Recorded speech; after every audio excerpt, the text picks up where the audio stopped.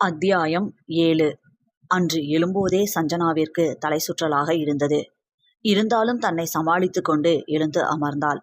மணியை பார்க்க அது 8:30 காட்டியது. அச்சச்சோ, அவருக்கு சமைக்கணுமே என்று நினைத்தபடி சமையலறைக்குள் நுழைய போனவள் சமையலறையிலிருந்து அனைத்து வேலைகளையும் முடித்துவிட்டு வெளியே வந்த சூரியபிரகாசை கோபத்துடன் பார்த்தாள். என்ன மாமா, நீங்க இந்த வேலையெல்லாம் செய்யக்கூடாதுன்னு சொல்லியிருக்கேன்ல என்று கோபமாக பேசியவளை ரசித்தவன், யாருக்காக செய்கிறேன், என் பொண்டாட்டிக்காக தானே என்றபடி அவளின் நெற்றியில் முத்தமிட, எப்பொழுதும் போல் அவன் முத்தத்தில் மயங்கினாலும் கோபத்தை இழுத்து பிடித்து கொண்டு, ஆஃபீஸ்லையும் வேலை செஞ்சு இங்கேயும் கஷ்டப்படணுமா, நான் வீட்டில் தானே இருக்கேன் மாமா என்று கேட்டவளையே இமைக்காமல் பார்த்திருந்தான் சூரியபிரகாஷ். ஆராதனா மகாராணி போல தன் வீட்டில் இருக்க வேண்டியவள். இங்கு அவள் இப்படி இருப்பதை சூரியபிரகாஷ் விரும்பவில்லை. அவளை தங்கமும் வைரமும் பூட்டி அழகு பார்க்க அவனுக்கு அவ்வளவு ஆசை. ஆனால் ஒரே அடியாக இத்தனை செலவுகளையும் செய்வதை பார்த்து ஆராதனா தன்னை சந்தேகப்பட்டு விடுவாளோ என்றே இன்று வரை எந்த ஆபரணங்களையும் வாங்கி கொடுக்காமல் இருக்கின்றான். தன் போக்கில் யோசித்து கொண்டிருந்தவனை, என்ன மாமா, பலத்த யோசனையா இருக்கு என்ற ஆராதனாவின் குரல் நினைவுலகத்திற்கு கொண்டு வந்தது. இல்ல, நீ என்ன மாமான்னு கூப்பிடுறது அவ்வளோ பிடிச்சிருக்குடி என்றான் கிறக்கமாக.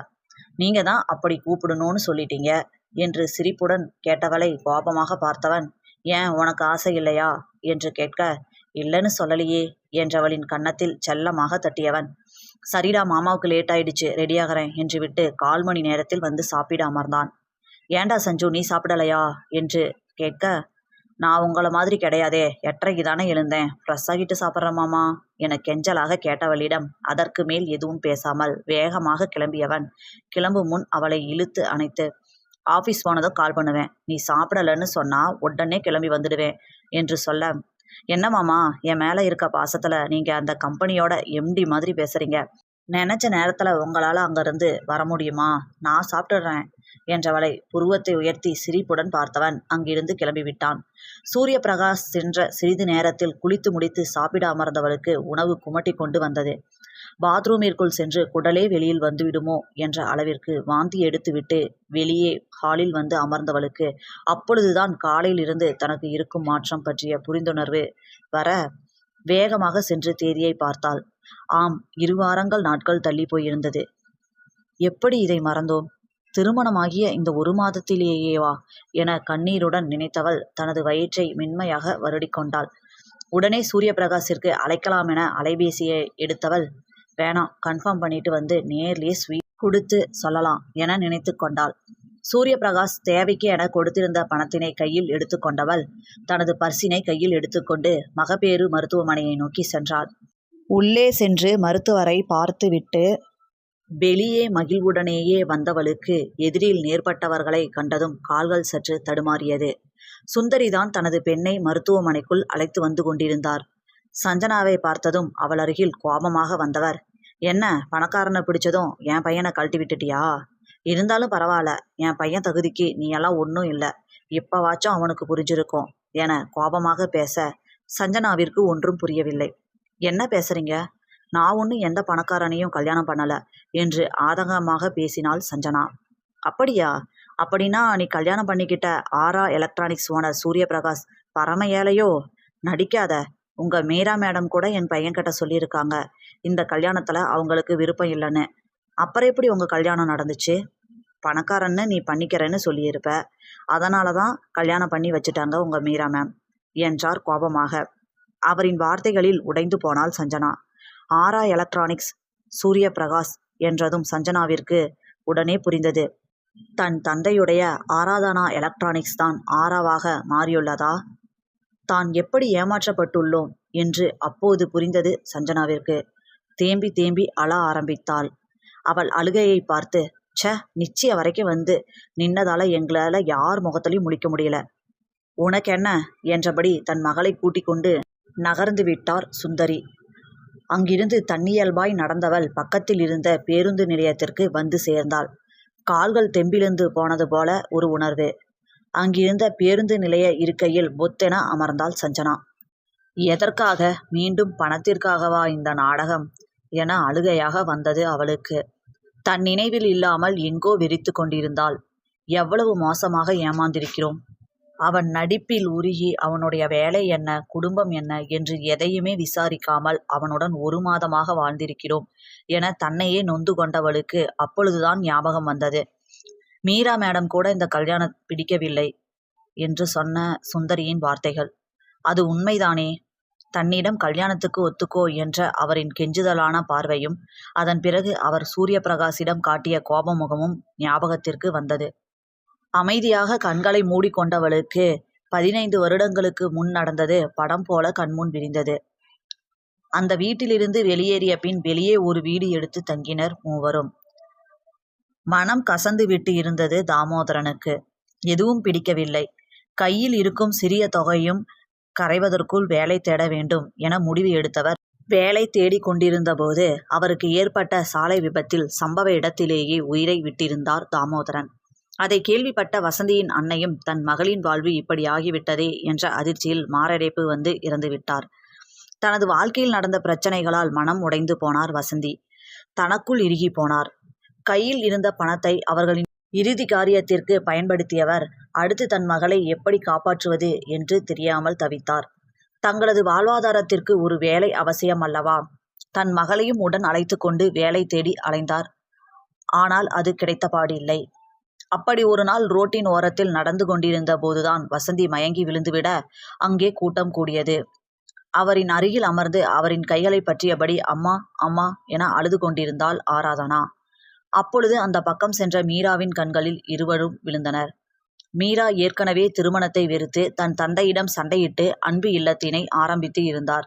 கோடீஸ்வரரான மீராவின் தந்தை மீராவின் திருமணத்திற்கு எவ்வளவோ அவரை வற்புறுத்தியும் கெஞ்சியும் பார்த்துவிட்டு மீராவின் போக்கிலேயே விட்டுவிட்டார்.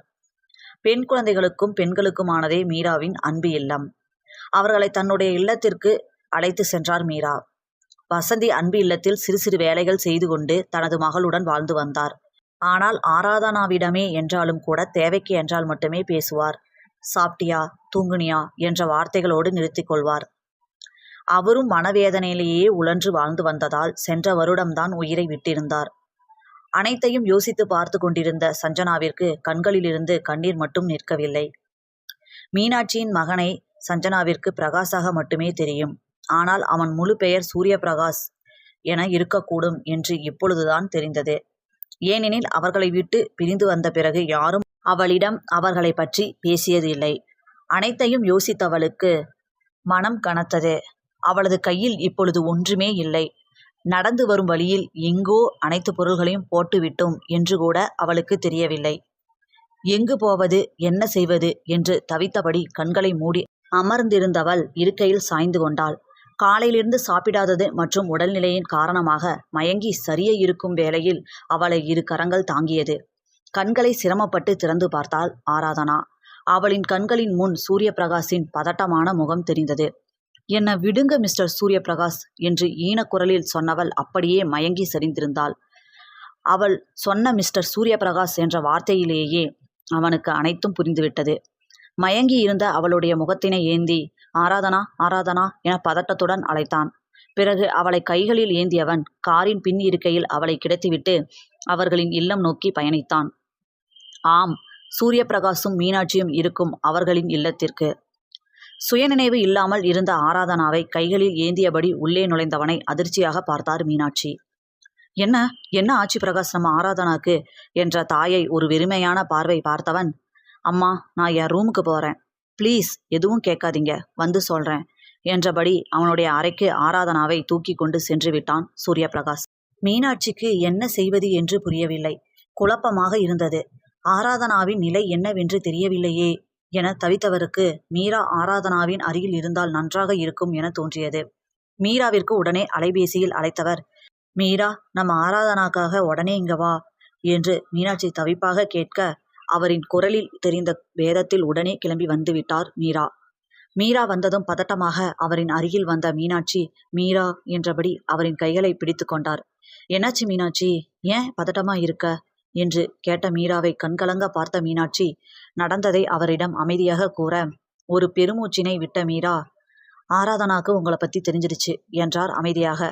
அவரை அதிர்ந்து பார்த்த மீனாட்சி புரியல என்று கூற, ஆராதனாக்கு உண்மை தெரியல அப்படின்னா தைரியமா இங்க சூரியபிரகாஷ் கூட்டிட்டு வந்திருக்க மாட்டான் என்றவரை தயக்கமாக பார்த்த மீனாட்சி, அப்படின்னா ஆராதனா எங்களை மன்னிச்சிட்டாளா என்று கேட்க, அவரை அமைதியாக பார்த்த மீரா, சூரியபிரகாஷ் சொன்ன மாதிரி நாம டிஸ்டர்ப் பண்ண வேணாம், அவங்க ஒரு முடிவெடுக்கட்டும், வெயிட் பண்ணலாம் என்று கூறிவிட்டு அங்கிருந்த சோபாவில் சென்று அமர்ந்து விட்டார்.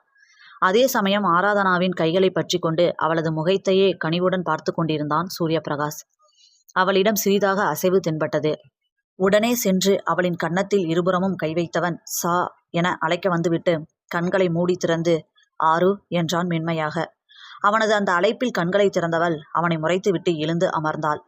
இடம் புதிதாக இருக்க சுற்றும் முற்றும் குழப்பத்துடன் பார்த்தவளைக் கண்டு அவள் முன் வந்து மண்டியிட்டு அமர்ந்தவன், இது நம்ம வீடு ஆரு, ஐ மீன் நாம பிறந்து வளர்ந்த வீடு என்று அழுத்தி சொல்ல அவனை கோபமாக முறைத்தவள் எழுந்து தடுமாறியபடி செல்ல முயற்சிக்க, ஆரு என்றபடி வந்து அவளது கைகளை பிடிக்க வந்தவனை பார்த்து ஒரு அடி பின்னுக்கு நகர்த்தவள், ஏன் சொத்தை உங்க பேர்ல மாத்தினது செல்லாம போயிடுச்சா என்று கோபமாக கேட்க, ஆரு என்ன பேசுற நீ என்று அதட்டலாக வந்தது சூரியபிரகாஷின் வார்த்தைகள். ஏன் பேசக்கூடாதா? இந்த சொத்துக்காக தானே உங்க அம்மாவும் அப்பாவும் எல்லாமே பண்ணாங்க, இப்போ அவங்களுக்கு பதிலா நீங்க, அவ்வளவுதானே என இகழ்ச்சியாக பேசியவளின் தாடையை பற்றி அவனின் புறம் வேகமாக திருப்பியவன், என்னடி சொன்ன என்று கேட்டுவிட்டு அதே வேகத்தில் கையினை எடுத்தான். உடனே பக்கத்தில் இருந்த மேஜையின் இழுப்பறையை திறந்து அதிலிருந்து பல பத்திரங்களை எடுத்து அவள் முன்பு எறிந்தவன் அவளை திரும்பியும் பாராமல் தனது அறைக்கு உட்பகுதியிலேயே அமைந்திருந்த அலுவலக அறைக்கு சென்று விட்டான். அவன் போகும் திசையையே வெறித்து பார்த்த ஆராதனா தன்னியல்பாக அந்த பத்திரங்களை எடுத்து பார்க்க அதிர்ந்து விட்டாள். அனைத்து சொத்துக்களும் அவளின் பெயரிலேயே இருந்தது. ஆராதனாவின் தந்தை தாமோதரன் ஓரளவு பெரிய அளவில் நடத்திய ஆராதனா எலக்ட்ரானிக்ஸ் என்ற பெயரில் இயங்கிய ஸ்பேர் பார்ட்ஸ் தயாரிக்கும் கம்பெனியை ஒரு தரமான எலக்ட்ரானிக்ஸ் இயந்திரங்கள் தயாரிக்கும் மிகப்பெரிய நிறுவனமாக மாற்றியிருந்தான் சூரியபிரகாஷ். அதற்கு நடுவே மீனாட்சியும் சூரியபிரகாசும் இதுவரை செய்திருக்கும் கோவில் நிகழ்வுகளுக்கான செலவுகள் மற்றும் ஆசிரமங்களுக்கு கொடுக்கப்பட்ட தொகைக்கான ரசீதுகள் எல்லாம் இருந்தது. இத்தனை கோடிகளை அள்ளி கொடுத்திருக்கிறார்களா? பணத்தாசை உள்ளவர்களால் இது முடியுமா என்று குழம்பி போனாள் ஆராதனா. இப்பொழுது ஞாபகம் வந்தது. மீரா அவளின் திருமணத்திற்கு முதல் நாள் பழைய கணக்கு வழக்குகளை கேட்டபோது ஆரா எலக்ட்ரானிக்ஸ் இவ்வளவு நன்கொடைகளை கொடுத்திருக்கிறார்களா என வியந்தது ஞாபகத்தில் இருந்தது. ஆனால் அப்பொழுது கூட அவள் தன் தந்தையுடைய ஆராதனா எலக்ட்ரானிக்ஸ் தான் ஆரா எலக்ட்ரானிக்ஸாக மாறியிருக்கிறது என யோசிக்கவில்லை. இவர்களை அவ்வளவு நல்ல விதமாக யோசிக்கும் மனநிலையிலும் அவள் இருக்கவில்லை. இப்பொழுது நினைக்கையில் மனம் ஒரு பக்கம் வழியில் சுருண்டாலும், ஒரு மாதமாக தனக்கு அனைத்தும் பார்த்து பார்த்து செய்து தனக்காகவே அந்த வீட்டில் தங்கி இப்படி எல்லா சொத்துக்களையும் என் பெயரில் வைத்திருக்கிறான் என்று யோசித்தவளுக்கு என்ன ஆச்சு என குழப்பமாக இருந்தது. சூரியபிரகாஷின் அலுவலக அறைக்குள் நுழைந்தாள் ஆராதனா. அவன் கண்மூடி அமர்ந்திருக்க, என்ன ஆச்சு சொல்லுங்க ப்ளீஸ் என்றாள் கமறிய குரலுடன்.